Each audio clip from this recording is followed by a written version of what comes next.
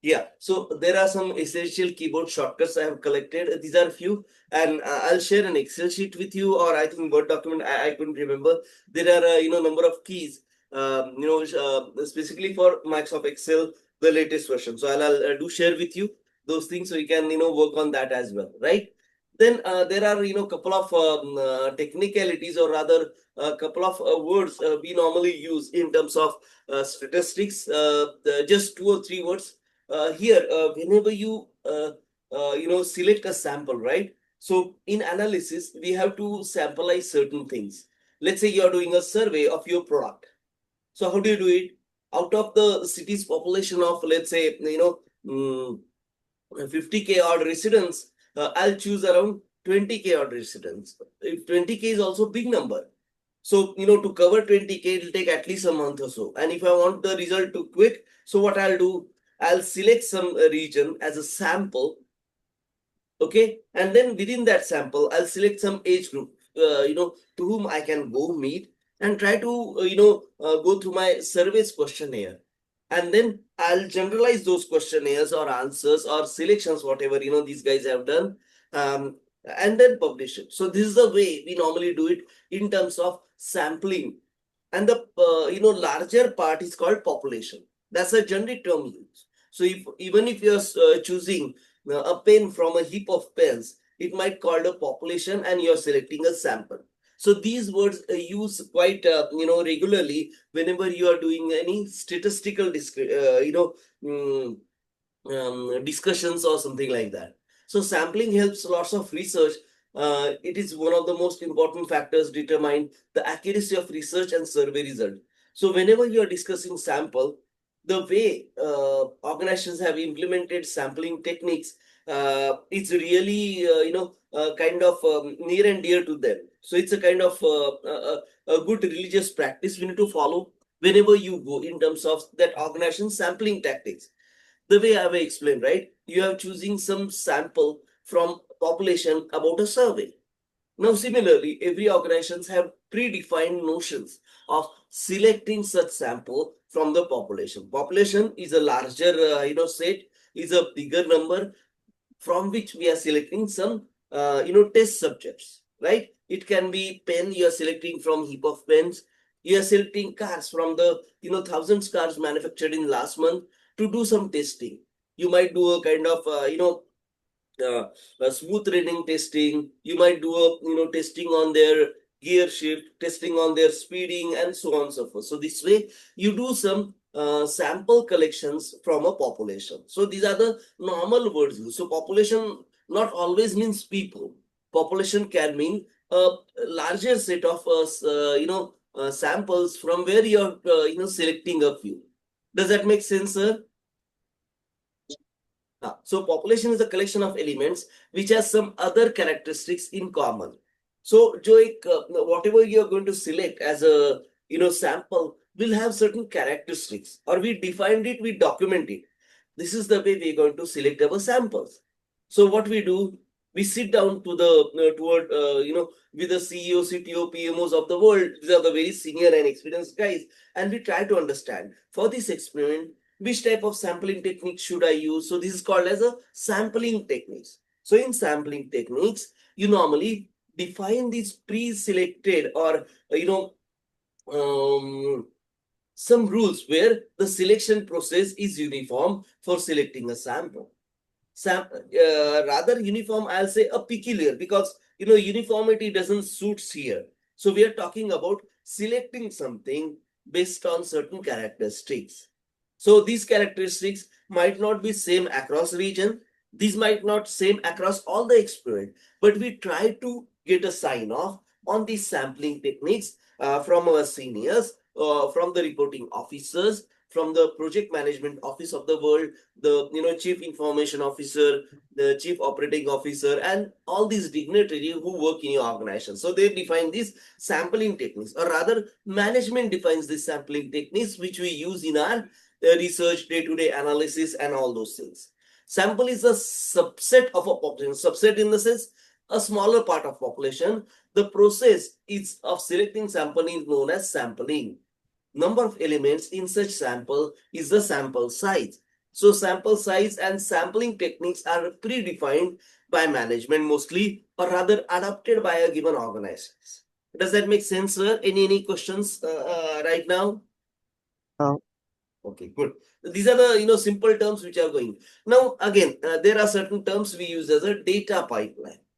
So what is a data pipeline? And there are few questions where they are asked, what is a data pipeline? And candidates got baffled or something like that. That's why, I keep this thing. I'll show you even, pictographically how we can explain the data pipeline to the interviewer. Again, it's a simple term. Data pipeline is how the data is reaching you.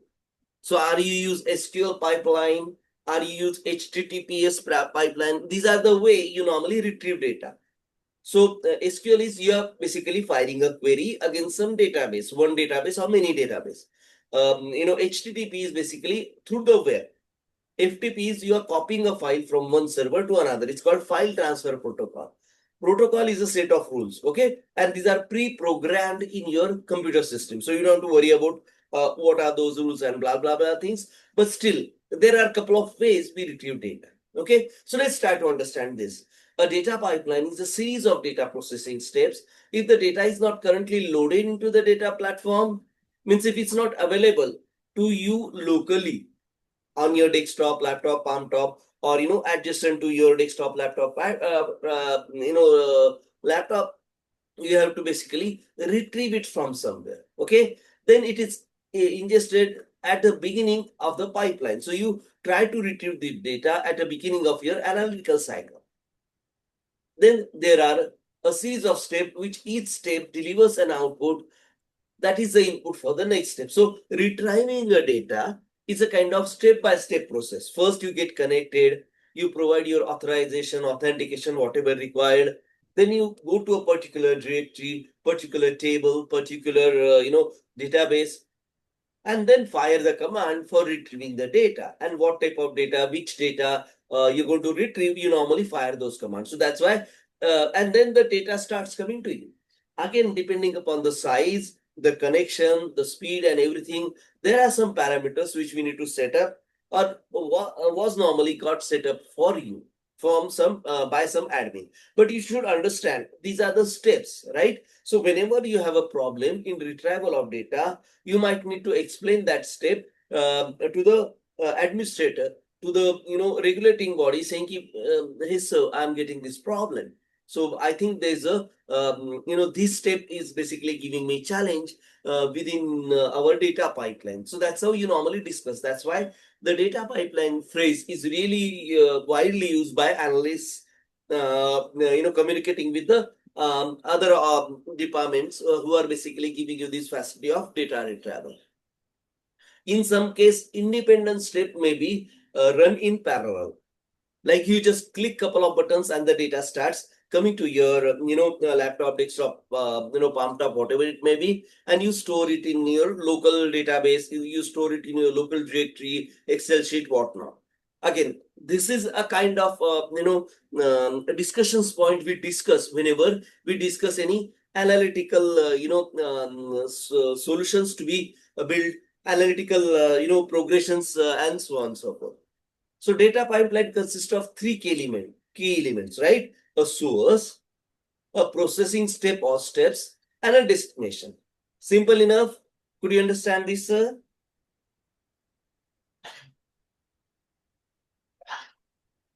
Data pipeline consists of three key elements. A source, from where we are going to retrieve the data. A processing step, like how you are going to retrieve that data. Do we need username, password? Do you need to go on the internet, connect to the internet, or how we are connecting to the source? Then what are the steps we are taking to retrieve the data? And the destination is where we want to copy the data or make a copy of the data after retrieval. Does that make sense, sir? Could you understand source, processing steps, and destination? Yeah. Okay. So because you should be able to explain these things. Again, these are very simple thing. I'm just trying to make sure you should be able to explain this thing to the interviewer. In some data pipelines, the destination may be called as a sink. Again, these are the normal terms used. The destination is called sink in the sense whatever directory you're copying your data, whatever database you're copying your data to is normally called the sink. So wherever you keep your copy of retrieved data, that is the sink. And you normally make another copy in that sink or somewhere else, depending upon the way your processes have been set for doing analytical step. The sink is quite critical part. Okay, even sink can be a destination within your network locally.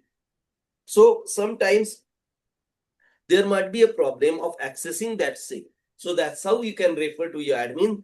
Hey admin, I'm having problem of referring to this sink of this project, this data analytical step. So could you please resolve that thing for me? And this is how you normally log the ticket. So that's why understanding what is the sink is important. Data pipelines enable you to flow the data from an application to a data warehouse. Again, an application in the sense there's something called, let's say, e-commerce application. We have started working with Amazon, and there are data of the latest order or pending order, cancel order, and so on and so forth. Somebody asks you to do analysis on cancelled order. Why those orders were cancelled? Is it unavailability? Is it the time of delivery? What not? So what you do, you normally connect to the Amazon, applications. Specifically, they call it data warehouse, where they keep the data of that application. So what you do, you normally copy the data from the data warehouse, from the data lake to an analytics database. And within that data warehouse, you might need to have a smaller amount of data, which is normally referred as a date. So out of 600 odd tables, you might require to access 3 or 4 tables at the max to check out cancelled order. Could you understand what I'm trying to explain, sir?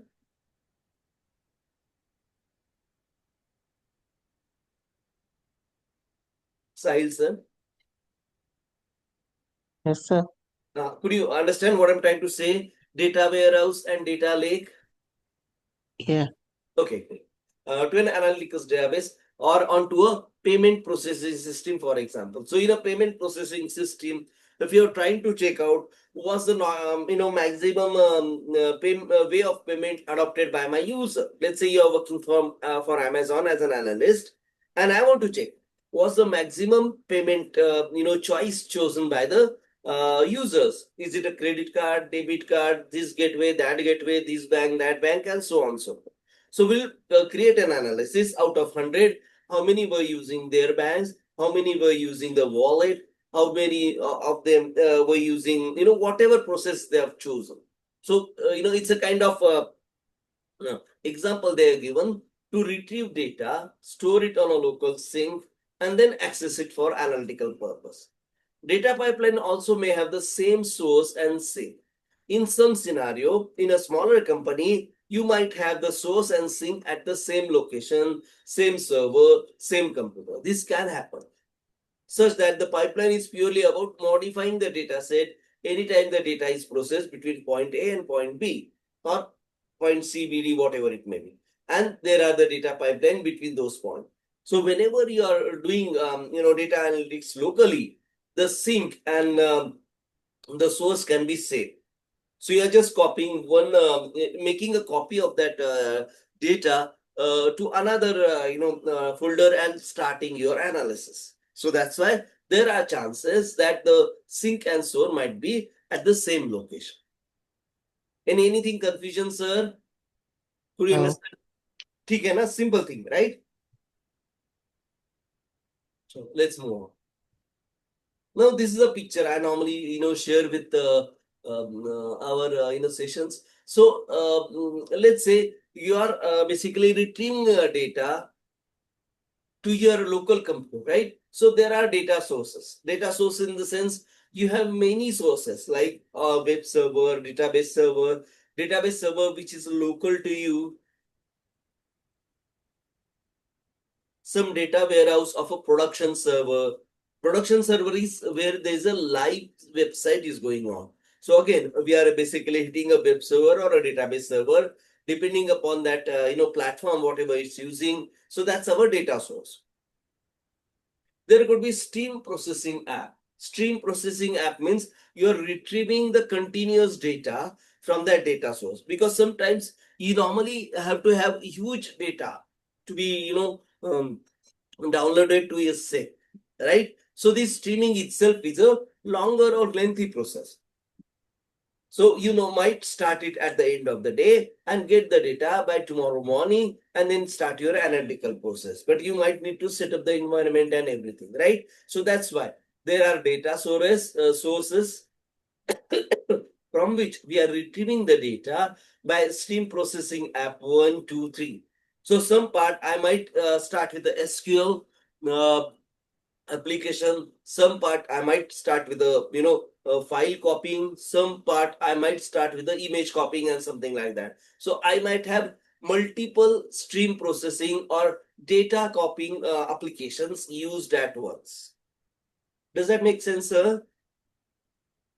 Yes. Okay. So whenever we use these many apps, you normally have a delivery apps also. These apps, different apps deliver differently. So one can be stored in analytical database, one can be stored on the database alert. So if there's an update, the data dashboard can alert me and then archive this database or replicate this database for our analytical process. In streaming data pipeline, data from data from the point of sale system would be processed as it is generated. Point of sales are basically whenever you go to a supermarket, right? They're basically trying to record whatever you purchased, how much you paid, and how you paid, and so on and so forth. So those are called point of sale. Oh, I believe, right? Because you worked in retail, so you know what is point of sale. So these point of sale, each point of sale normally copy their data to the main server in real time. So whenever Ravindra goes, collects some 10 items, go to the counter, and this counter have something called point of sale, a screen, keyboard, and the cash, storage machine, and so on and so forth. So there, what you do, the executive scans your products. There's a list comes on his or her screen, and they say, so you need to pay so much, so and such dollar.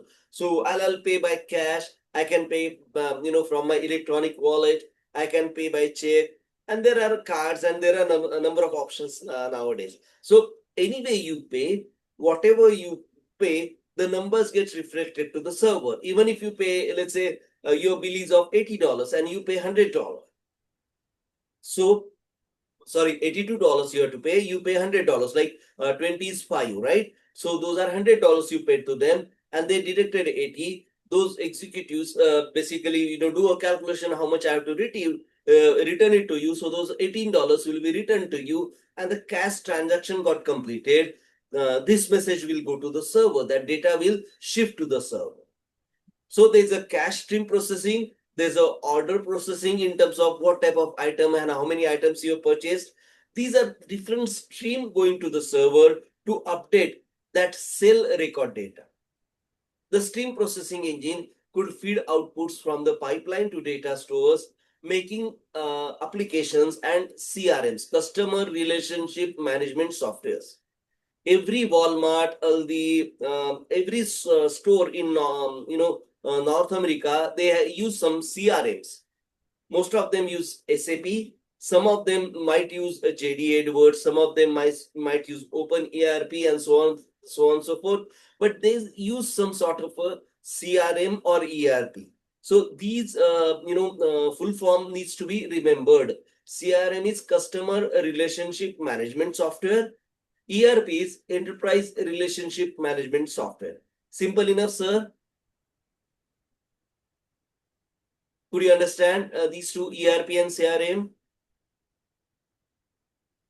This records all the customer data. Even if you're selling pens, you normally record your customer data in terms of where I'm selling maximum, which type of pens, how much time they take it to the delivery, in case if I need to refresh my stock, if I need to add my stock, and so on and so forth. So that's why CRM and ERPs are very important words normally to be discussed within the interview. So CRM is customer relationship management, ERPs, enterprise resource management. They have some differences, very little differences, but on a larger scale, they do store customer data in terms of ourselves, in terms of recording ourselves, how we can do better. To strategize, all these data are stored in these CRM and ERP software. Now you might call or you might refer their database as analytical database, or the sales order storage might be called as analytical database, which is important to your analytical task assigned to you. So this is how the whole data pipeline or data streamlining is used for analytical purpose. Does that make sense, sir? Could you understand what I'm trying to explain here? Yes, yes, yes. Okay, good. It's a simple thing. Only these couple of words are really, play crucial part in our interview process. So that's why to clear that obstacle, we need to remember these things. Okay. I believe you do remember CRM and ERP, right, sir?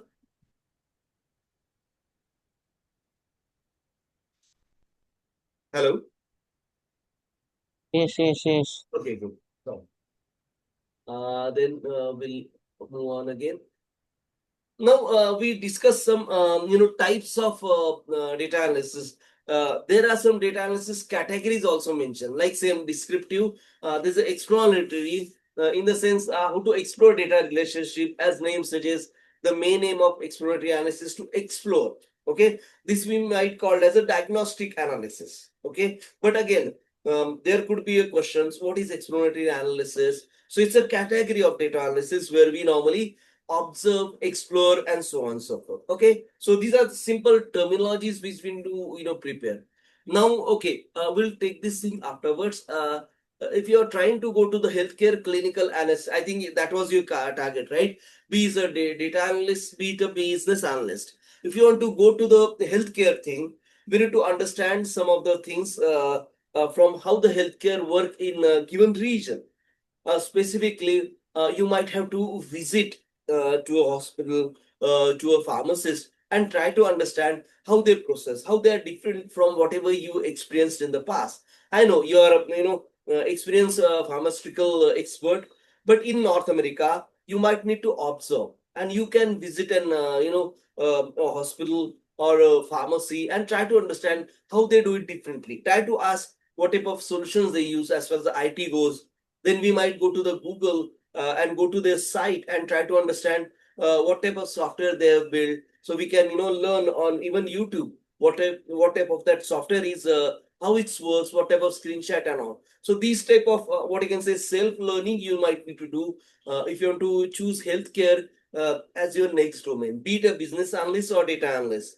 It's not very different in terms of which type of analytical position you get, but as the situation demand, we need to ready for the both the positions. Are you with me, sir?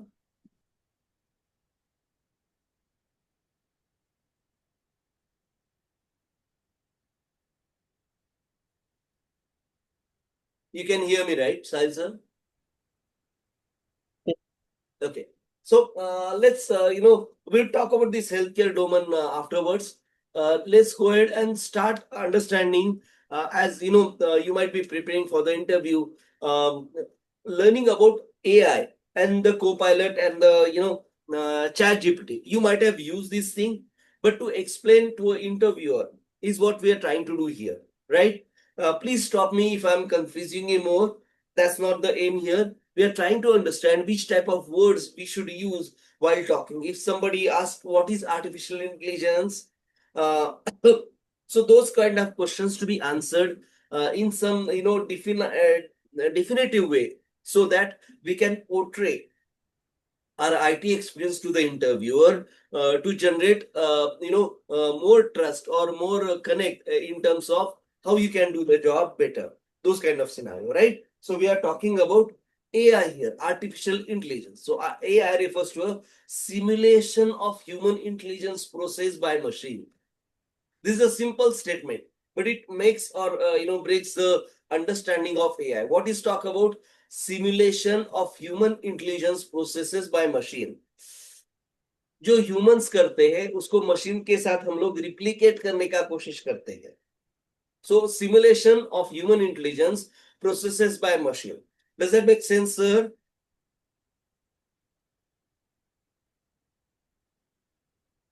Could you understand what I'm trying to say here? Yes, yes. Yeah, okay. So simulation of human intelligence processes by machine, particularly in computer system. Okay. Could you please tell me what do you mean by AI as a person? Forget about theory, forget about all those things. But you must have read about AI, right? So what do you know, or how do you conceptualize AI by yourself? Yeah, so Go ahead, please.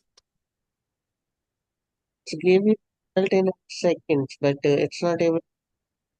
You can like a ChatGPT, a Gemini pilot.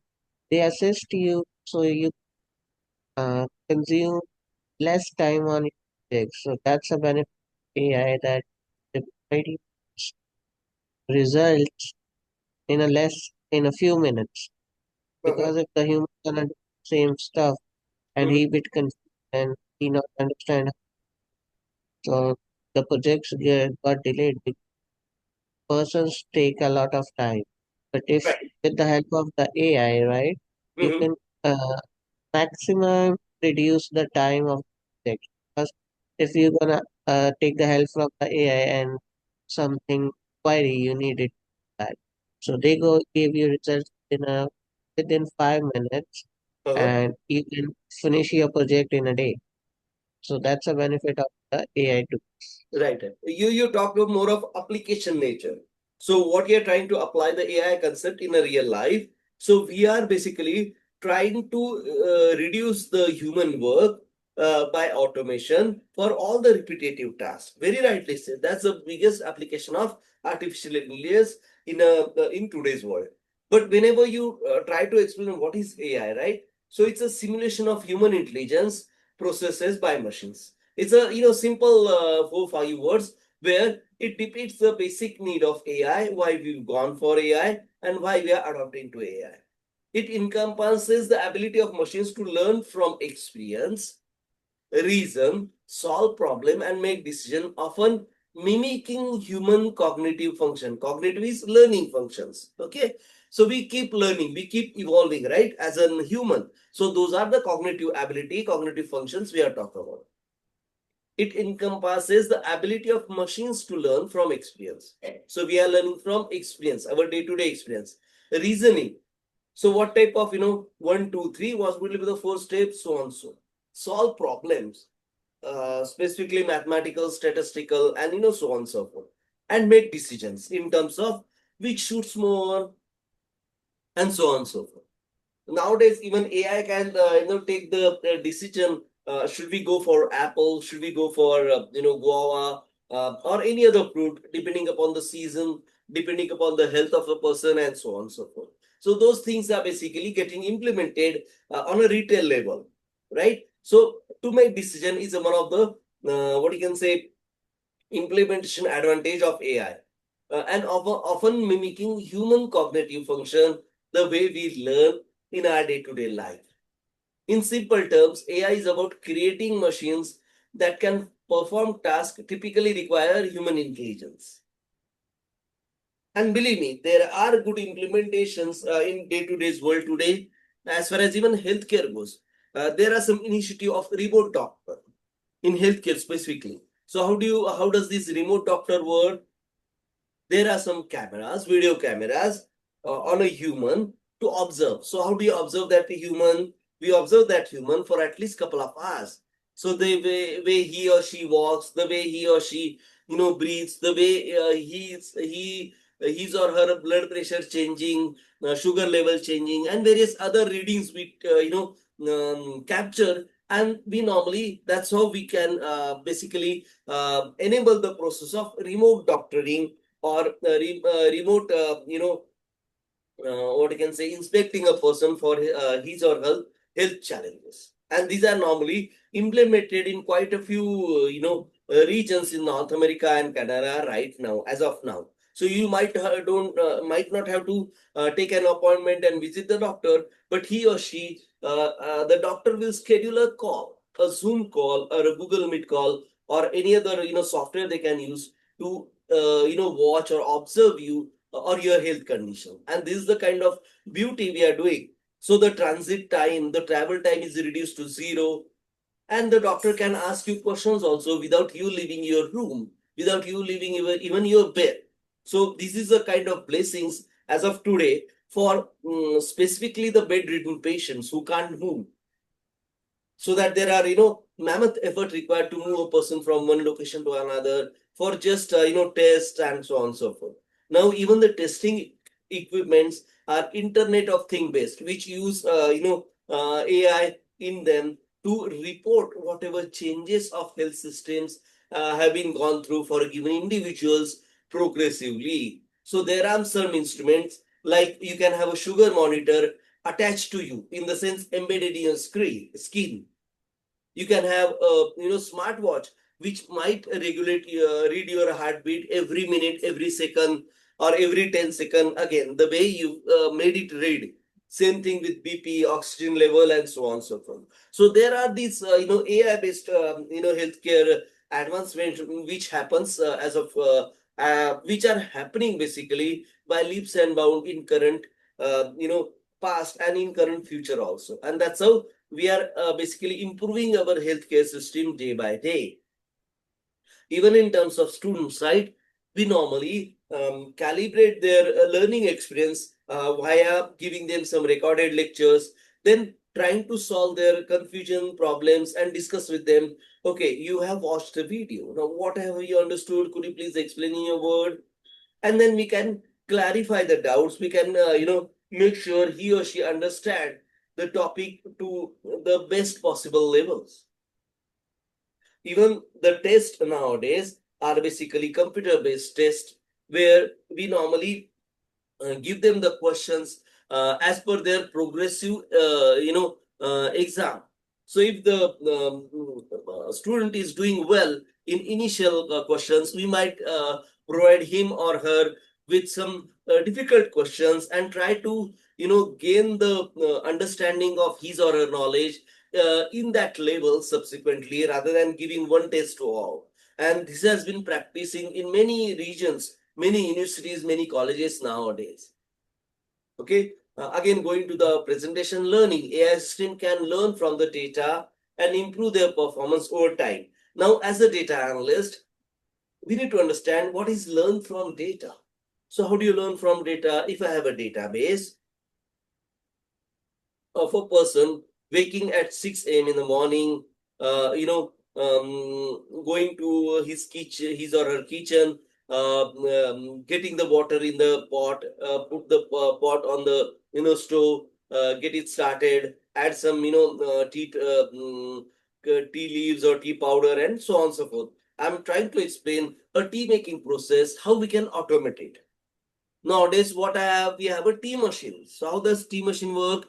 The tea machine has inbuilt water, tea powder, the water boiler, and then we have a kind of a good measure of how much tea powder should go into that boiling water, what type of spices we have to add to that water, and so on and so forth. So how do you learn these things? You learn by mimicking human experiences, and that's how we make our learning. We might create a database like how much water. So it's 2 cup water. Then I might need a 2 spoon of tea leaves curry, or tea powder. Again, the spoon size depend on number of grams, weight, or something like that. Also, it can be done by volume, by weight as well. Again, how we are doing this thing? We are doing this thing from the mimicking human, performance or processes.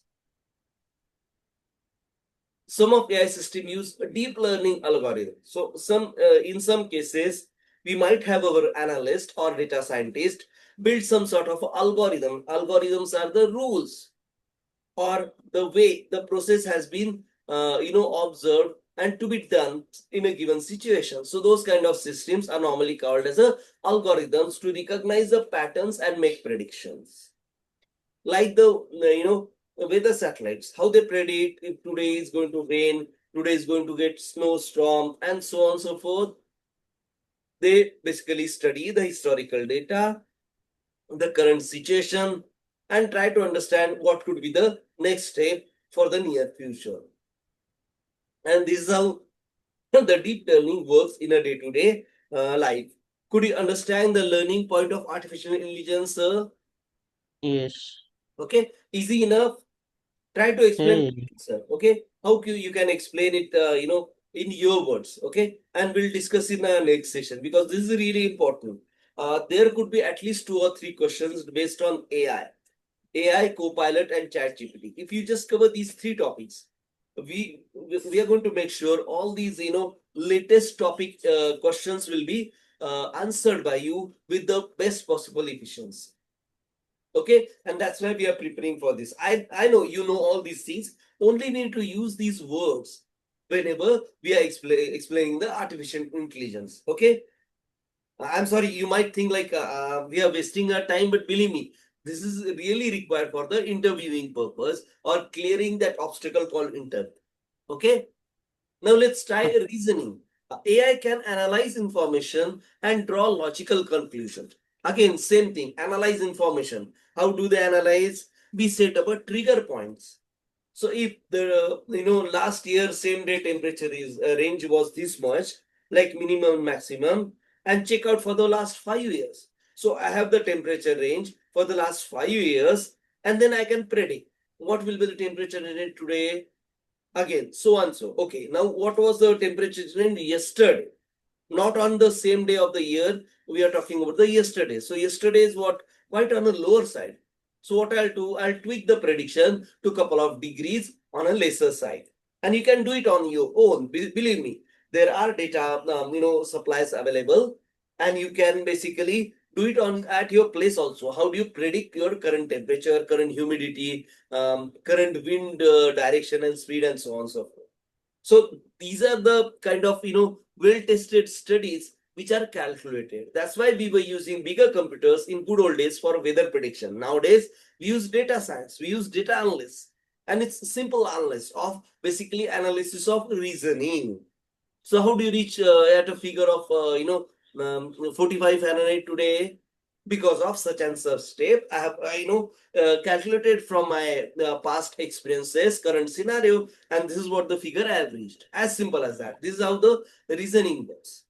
Now problem solving. Again, problem solving is a big domain, and AI can identify and solve complex problem. Again, uh, this is an evolving field. So how do you solve problem? You can give an example of self-driving cars. So what type of problems we are solving there? We are trying to avoid collision. We are trying to avoid the potholes so that the ride will be, secure, safe, and smooth. We are trying to avoid the other, obstacles which are moving. There are obstacles, stationary obstacles, and there are moving obstacles, like a dog walking on your street. So how does that car will the driving self-driving car will respond? It'll try to map the dog's progression in their system, and then build a alternate path so that we shouldn't collide with the dog on the street. And this is the way the complex problem of removing obstacles is resolved in selfless driving car. Okay, resolve might be a very strong word. We are trying to resolve is the right word, because there are hardly 6 or 7, self-driving car services available throughout the world, where we are using self-driving car for our customers, and they have specifically vacated roads for them. If they are using self-driving car, like in China, like in Los Angeles, wherever there are number of moving obstacles comes, the self-driving car speeds get reduced by 1/3, 1/4, 1/8, and sometimes even at 1/10 level. You can explain this thing to the interviewer. The best or the largest research self-driving car is Waymo from Google. VIMO, Waymo from Google. You can search on YouTube or LinkedIn. YouTube or Google, and you'll get all the details when they started the testing. They started their testing in 2007. And since then, we are still improving. There are so many years gone by for this project, for this research. We are improving by leaps and bounds, but still, there are a lot much to cover in terms of problem solving by AI in a real life. Decision making. We already talk about reasoning, right? Same thing applies for decision making. So, what type of example you can give? The weather satellite example. AI can make choices based on available data and information. Okay, so what type of choices we are trying to make? Forecast our temperature or humidity as of today. How do you do it? I've just explained in the reasoning type of explanation there. Then there's something called NLP, natural language processing. Now, what is natural language processing? AI can understand and generate human language, enabling applications like chatbot and language translation. What do you mean by generate human language? Well, you can convert the audio, whatever I'm speaking, can be get converted to a text or a document. And that can be done by AI nowadays because NLP can understand the dialect Ravindra Pande is using and it can convert up to some 98, 99%. And that's a reality in real life. And this is where we are using, our AI, a kind of maximizing the application of converting audio to video, video to audio, creating ebooks. These are all laborious and repetitive tasks which we are using in terms of NLP. And there are some sort of NLPs while understanding written documents or converting very old documents to a textual format, to a document format, and so on and so forth. This is going on, and we are still improving in NLP as well. Okay, let me play you a small video here, which actually explain all this terminology in the real, or rather, oh come on, what happened? Give me a minute, please. Yeah, can be explained in much more summarized way. Okay, so that's the type of AI we are talking in terms of what of AI can be implemented in our day-to-day life and so on and so forth. So how do you use AI in analytical processes, right? So one of them is MS Copilot. So Microsoft Copilot is one of the prominent or kind of the evolved AI agent or applications comes with the Microsoft. Do you want to say something, sir? Yeah, Yeah, please go ahead. you said? You have any question for me? No, no, no. Okay, sir. Okay, good. So we are trying to learn two things: AI Copilot and chatbot, ChatGPT. Sorry. So these two things we're trying to learn. There are many applications available, but I think these two can, be asked in an interview as a generic exceptions, generic accepted products. So wherever you work, there is normally a Microsoft product I used in terms of Microsoft Office, in terms of Microsoft Excel is a predominant data analytical tool. So Microsoft Copilot comes inbuilt into Office 365 nowadays. So we can use Microsoft Copilot. Okay, so let's try to understand what Copilot does for us and how we can use Copilot to make our life easy in terms of as an analyst. A Copilot is a conversational AI-powered assistant that helps to boost productivity and streamline workflows by offering contextual assistance, automating routine tasks, and analyzing data. So we still can use Copilot for routine tasks and analyzing data up to a good extent. So we might ask to clean data, and Copilot can do it for you. Again, depending upon the rules and applicability you have, set up for those tasks, it can do it for you.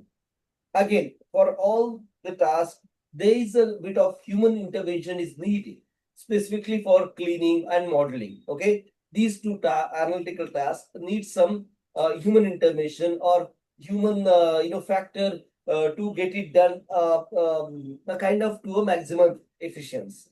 Okay. Now what else my MS Copilot can do for us? So document creation.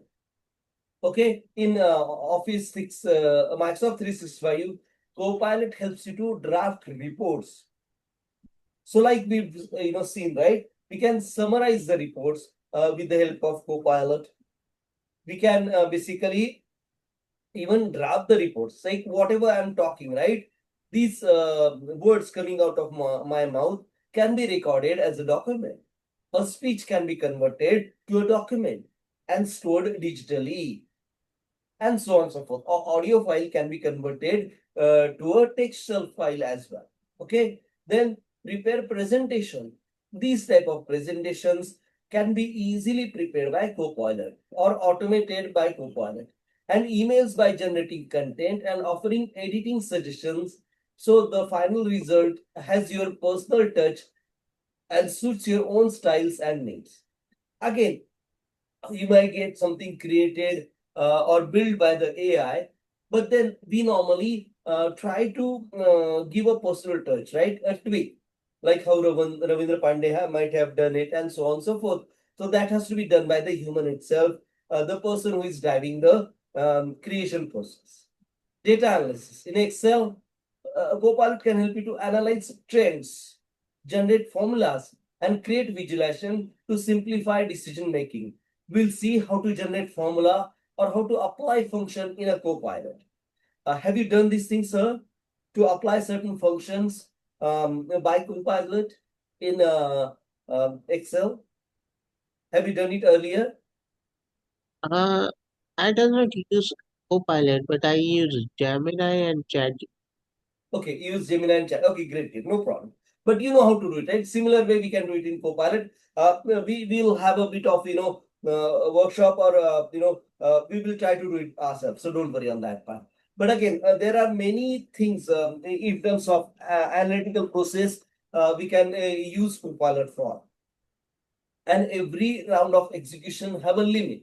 So even some, I think there are 3 or 5 transactions free on a daily basis. If you have pay something, they'll give you 10, 15. If you pay good, then you might have an unlimited transactions to be done by the Copilot. Again, it's an AI agent.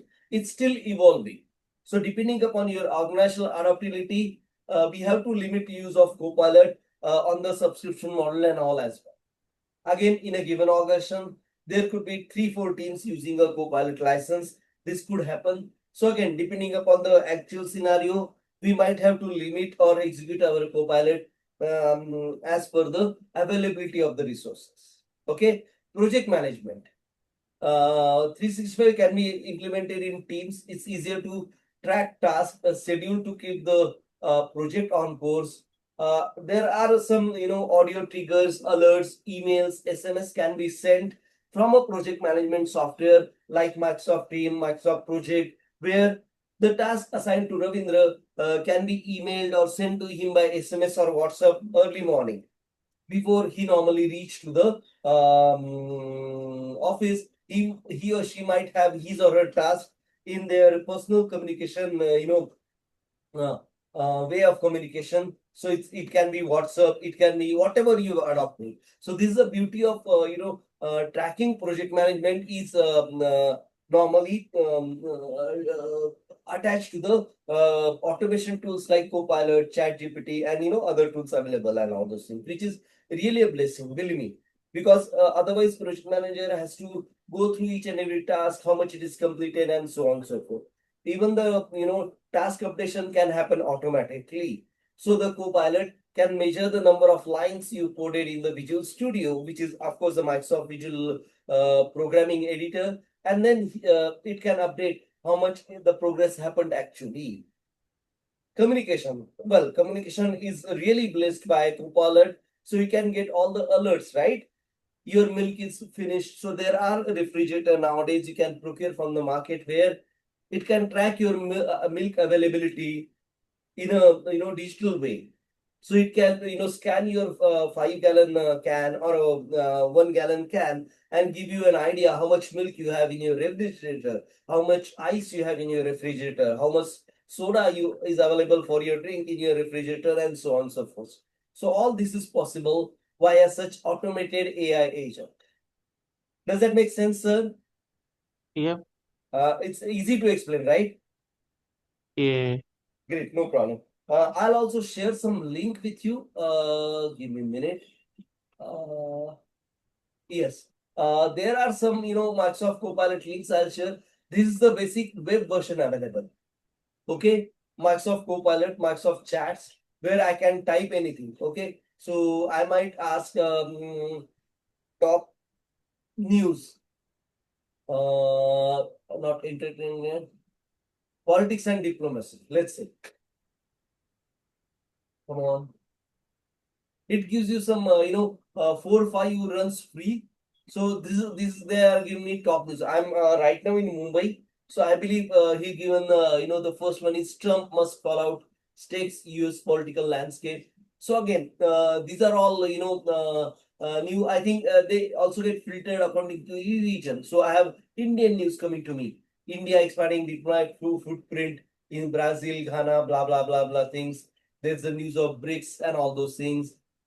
Academic diplomacy on rise, and so on and so forth. This is basically India and Japanese edition type of stuff. So see, in within a minute, I've got the top news, and it's also giving me from which this thing. This is a router, I believe. This is Twitter. So there are various data stream. This is YN Global News. This is, I don't remember what this logo is, but this logo is where they have retrieved the news from, and I can trace back and read in depth if I want to go there. Okay, so if I want to read this thing, I'll click this thing. It's msn.com. So I'll go to msn.com and I can read this thing, I can watch the news and blah blah thing. Okay, it's that easy. Okay, and I'll share this link with you so you can try and play around it. Okay, even I can ask questions like best data and YCAL tool. Okay, can I ask this thing? Let's Yeah. try. Let's try to do that. So what it answers?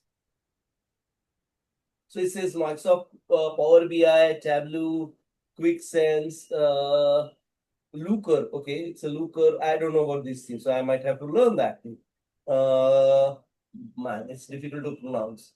R Python. Where's Excel, man? Forgot Excel or something like that. There should be somewhere Excel, but I don't know why. Again, depending upon the various conditions they've already given, right? I might say not okay, so it's available there. The tool available at no additional cost, and then the Excel will come because all these Power, Tableau, these require some subscription. I don't know about QuickSense, but Looker might be free. No, they are not given. Let's click here. Oh, it's by Forbes.com. Okay, okay. So it's really, build data analytical site called, Forbes.com. So they've given all these things here. Okay. So you can have a look at it. So it's as simply as that. So if you have a question, you can ask here as well. Okay. And then Mhm. how do you learn Copal? There are good resources available here. So rather than I'm wasting my time, you can go here and you can check on the these type of things. I'll provide you with these links, and you can go there and basically try to learn this Copilot, which is a kind of prominent AI tool as far as Microsoft Office goes. It's built by Microsoft, and it's implemented or what you can say tightly integrated with all the Microsoft product. Okay. Then Okay. there's something called Microsoft learn.microsoft.com, and here they've given quite a good number of chapters. You can download it in PDF and all those things. So what Copilot can do to me, can do for me. So it's right for my organizations. Microsoft Copilot used for work, task, and blah blah thing. So they have really given a good number of what you can say details available here. Even they have a GitHub what you can say collaboration. GitHub is a online code storage nowadays. So if you do any programming, let's say I build some VBA script at which I want to available anywhere and everywhere. So I'll migrate my script to GitHub and I can get it from anywhere. So most of the organizations they allow GitHub as a secure website for exchanging code snippets or already programmed even data analytical tools as well. Okay, so if you have done say any Excel for your practice, you can create a GitHub ID and upload your Excels there so that you can refer those practiced Excel workbooks whenever you want to learn new things. Okay, or you can download the PDF also. So you have everything at your fingertip wherever you want to check out anything on Copilot. You can do it through this website basically. Does that make sense, sir? Yes. So it's really Copilot. So what I'll basically give you as homework, try to formulate your answer on what is AI, what is Microsoft Copilot, okay, and try to play around with Copilot with these free thing. So how much you can do, what is the 365 you can support you in terms of AI task in your analytical world, be it a business analyst, data analyst, and all those things. Okay, I'm going to share this PPT as well as these links with you. And let's have a revised this thing question answer session on these things in a session tomorrow. Does that make sense, sir? Okay. Okay, and tomorrow we'll go to the Chat GPT world where we try to understand how Chat GPT can be used. I think you used it, so well and good, very right. Okay, do you want me to add the Gemini as well to this list? You wanna do that, you can, but I know about the Gemini. It's also the same thing. Gemini helps you to apply some codings for data analyst. Okay, great. If you Like samples, like you're gonna use the samples for Python or for Excel sheets or some kind of filtering you wanna do it, you can just ask the Gemini, so he gonna provide you the whole coding as ChatGPT also provide you the coding for that.